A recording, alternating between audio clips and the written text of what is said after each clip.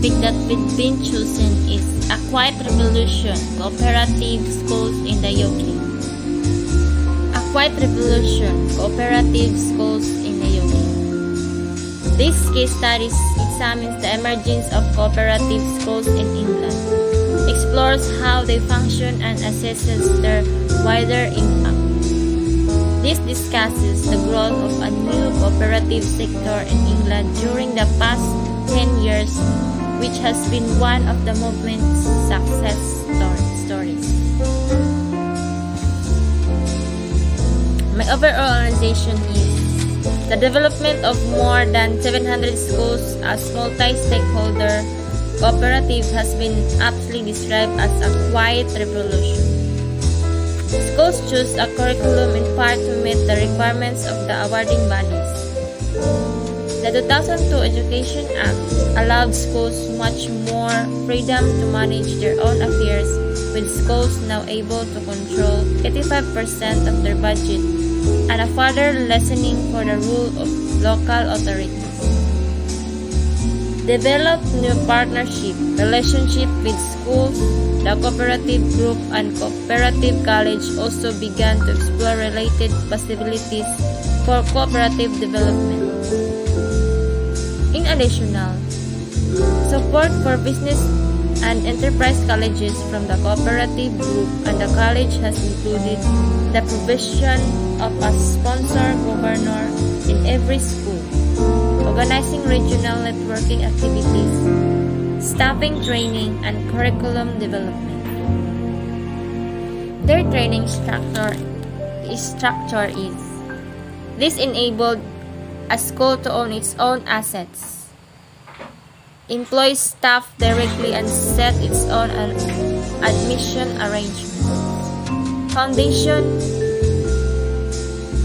trust permitted the school to become a multi-stakeholder cooperative that provided a real voice in governance for parents, carers, staff, learners, and the local community, together with external institutional partner organizations who also appoint trustees. Institutional partners could be drawn from with a wide range of local organizations such as further and higher education institutions as well enterprises. Trust can be a single school or have a membership of several schools. The governance structures are complex. In the case of a cooperative school, the trust board is responsible for maintaining the ethos of the school and setting the strategic direction. Its membership is drawn from external stakeholders as well as the various members of the trust who appoint their representatives via stakeholder forum, which represents the various interest groups that comprise the trust membership. However, although student representatives can attend and participate in academic trust in the line with current legislation relating to charity trustees, their organizational effectiveness are the following. An ethos acknowledged in their governance documents that is drawn from the globally shared cooperative's values. Next is the governance mechanism that engage key stakeholders groups, parents and carers, staff, learners, and the local community through membership. A curriculum and pedagogy that embraces cooperation using the global cooperative movements as a learning resource and drawing in cooperative approaches to teaching and learning. Governance and membership, curriculum, pedagogy, self-development, community engagement, strategies for active engagement with local cooperative enterprises, providing incentives for them such as discounts on room hire and use of facilities at the school. Combining the Trust EGM with a dance and drama performance by pupils to bring in wider audience of friends and family to watch the performance. Development and delivery of a 6-week program on Trust membership for all students. Taking a staggered approach to membership, develop and use of an interim trust forum which works to develop a wider membership. Developing democratic students-run companies with budgets and capacity to develop their own student-led pastoral projects. Engaging student voice through the use of technology and social media, learning platform, Twitter, Flickr, YouTube, as well as Flip Learning, where students access information via online media at home.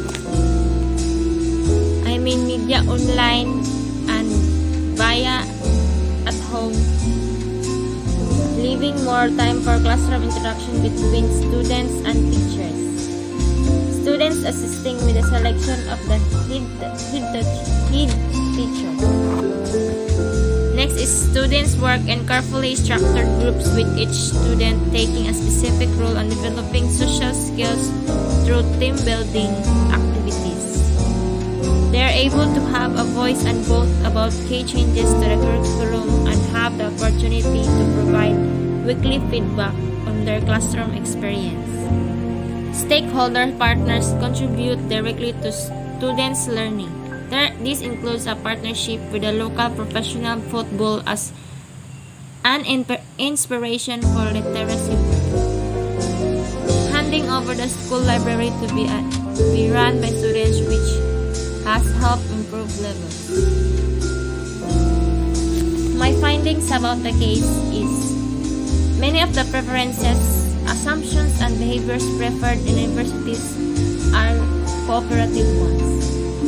Despite the possibility of a cooperative university has not been considered by the sector. I suggest that this can change and must change. The challenges of the university's face are too great, and the opportunities cooperative working offers are too pregnant with potential to do otherwise.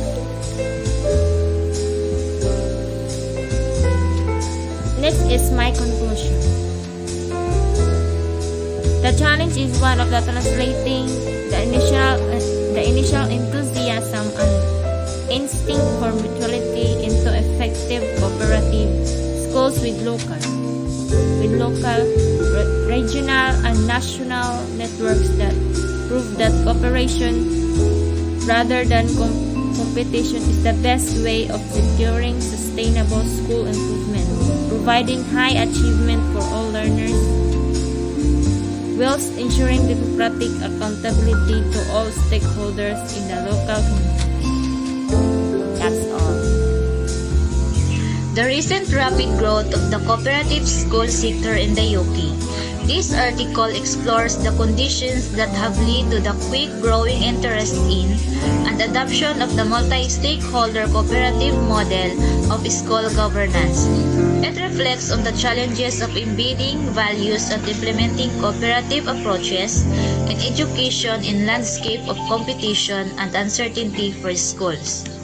This study discusses the growth of a new cooperative sector in England during the past 10 years, which has been one of the movement's success stories. The development of more than 700 schools as multi-stakeholder cooperatives has been aptly described as a quiet revolution. Moreover, this revolution has been occurred during the past decade against what might at first sight seem very unpromising circumstances. Changes in the legal and policy environment have created opportunities for the genesis of new cooperative governance models in education.